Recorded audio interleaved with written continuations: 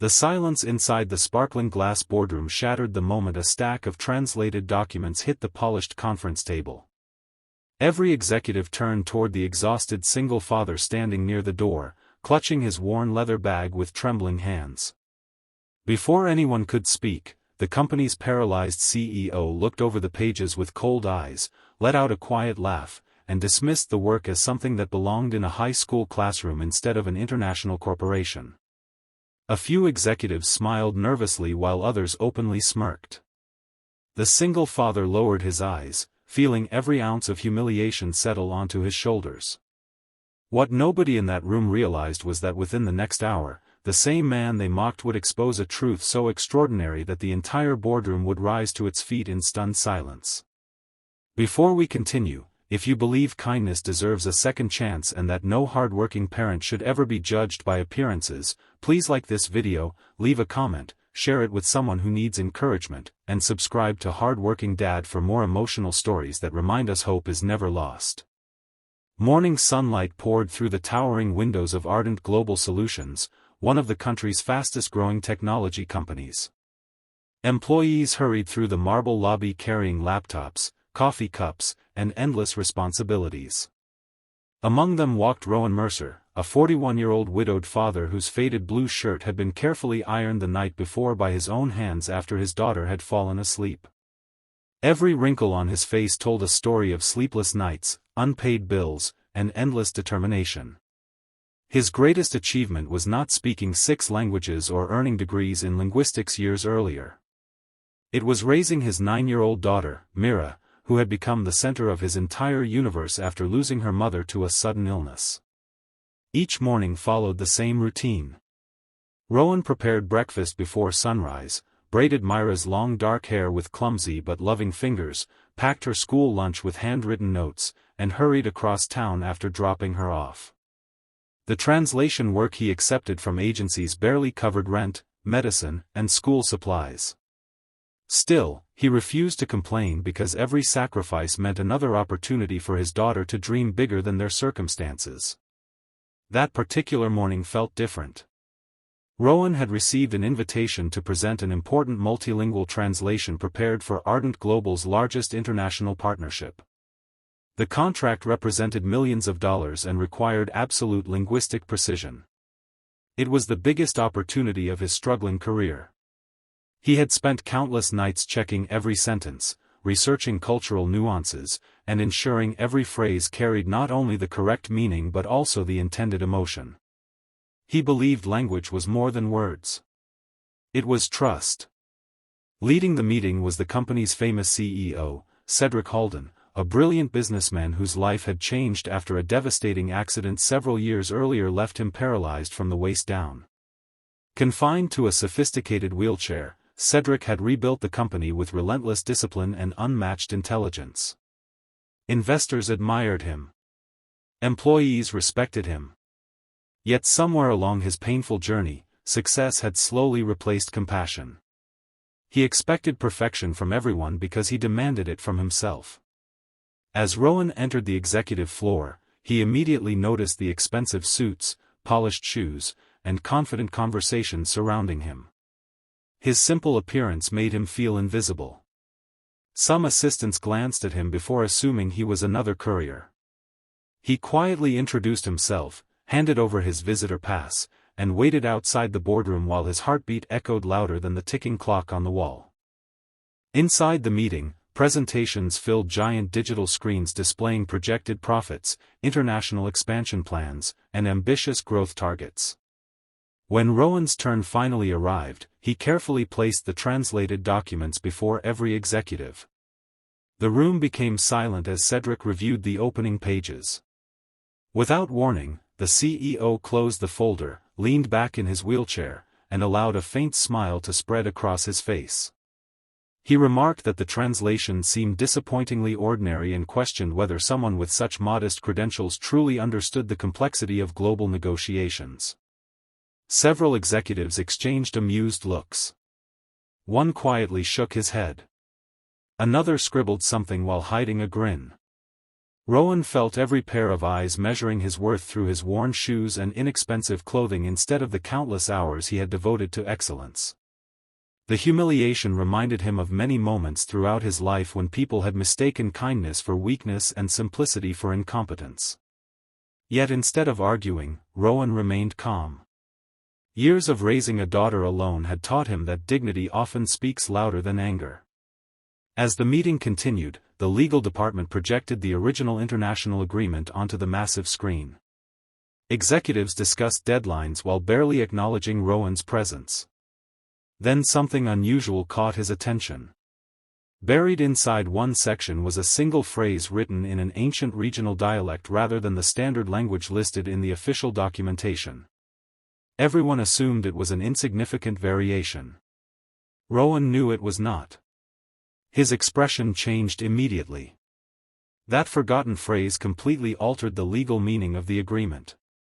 Instead of granting equal ownership between both companies, it quietly transferred exclusive intellectual property rights to the overseas partner after 5 years. Millions of dollars, years of innovation, and the future of thousands of employees rested upon 12 overlooked words. Rowan politely requested permission to explain. Several executives appeared impatient, believing he was trying to defend his work. Cedric watched him carefully, still unconvinced. Rowan calmly walked toward the digital screen and began breaking down the sentence word by word. He explained the historical origins of the dialect, its legal evolution over centuries, and the subtle grammatical construction that transformed an innocent-looking paragraph into a devastating contractual trap. His explanation flowed with remarkable confidence, supported by cultural references known only to specialists who had spent decades studying rare linguistic traditions. The smiles disappeared. The room grew completely still. Lawyers hurriedly compared Rowan's explanation with archived legal databases. Within minutes they confirmed every single detail. The translation originally prepared by another prestigious consulting firm had missed the hidden clause entirely. Had the contract been signed, Ardent Global would have unknowingly surrendered one of its most valuable technologies. Shock spread throughout the boardroom. Executives who had mocked Rowan only moments earlier stared at him with disbelief. Financial officers quickly calculated the potential losses, realizing the mistake could have cost the company hundreds of millions of dollars. Years of research, thousands of jobs, and investor confidence had nearly vanished because everyone assumed expensive firms guaranteed flawless work. Cedric remained silent longer than anyone expected. For the first time that morning, he looked beyond Rowan's worn clothing and exhausted appearance. He noticed the quiet confidence of a father who had earned every ounce of wisdom through perseverance rather than privilege.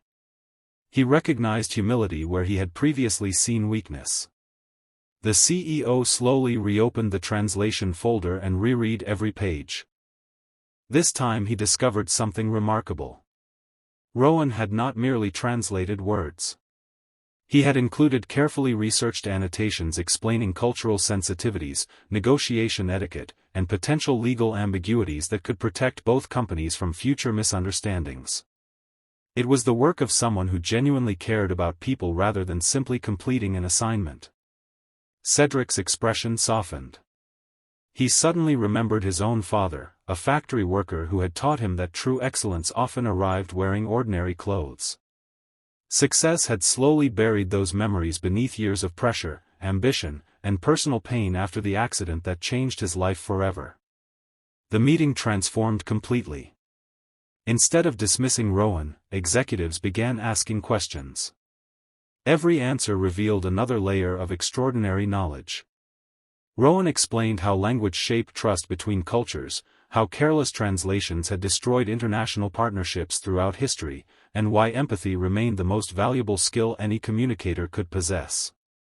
Hours earlier he had entered the building feeling invisible. Now the entire boardroom listened without interruption. During a short break, Rowan quietly checked his phone. A message from Mira appeared on the screen with a smiling picture she had drawn at school. It showed herself holding hands with her father beneath a bright afternoon sun. Below the drawing she had written, "You always tell me that good people never give up. I believe you." The simple message nearly brought tears to his eyes. Unknown to everyone else, Rowan had almost declined the assignment because he could not afford a babysitter if the meeting ran late. His elderly neighbor had volunteered to collect Mira from school without accepting a single dollar.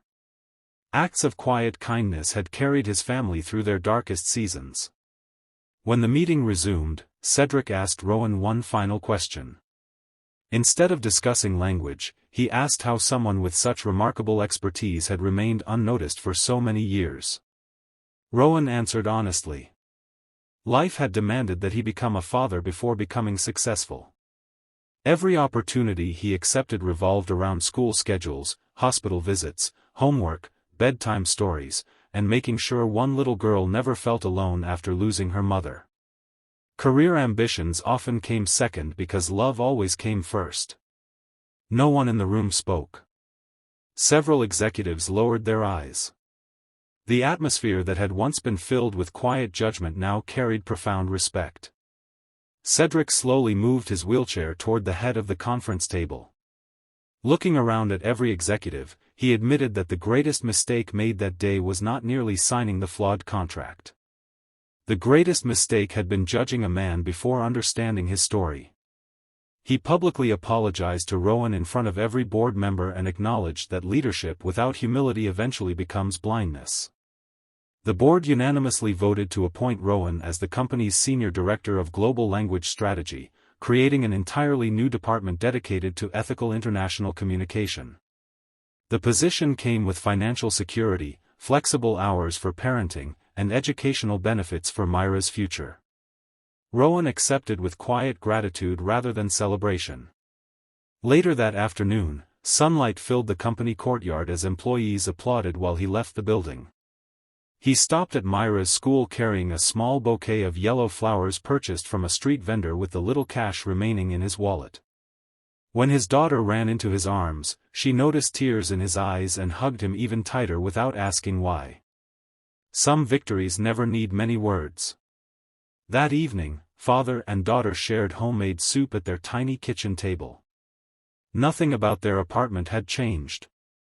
The furniture remained old. The walls still carried faded paint. The neighborhood sounded exactly the same. Yet hope had quietly moved into their home. Across town, Cedric sat alone in his office long after sunset. Looking through the city lights, he realized that surviving tragedy had made him physically stronger but emotionally distant. Rowan's courage reminded him that resilience is measured not by wealth, titles, or power, but by the ability to remain compassionate after life has broken your heart.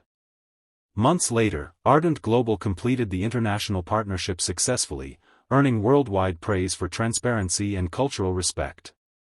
Rowan's department became the company's greatest competitive advantage, while Cedric introduced leadership training focused on humility, empathy, and recognizing hidden talent regardless of appearance.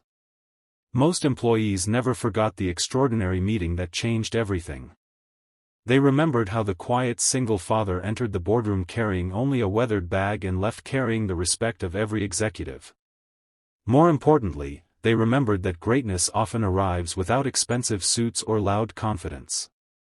Sometimes it arrives carrying lunchboxes, paying overdue bills, and rushing home before bedtime because someone precious is waiting. If this story touched your heart, please write, "Kindness sees what pride cannot," in the comments below. Your words may encourage someone facing invisible struggles today.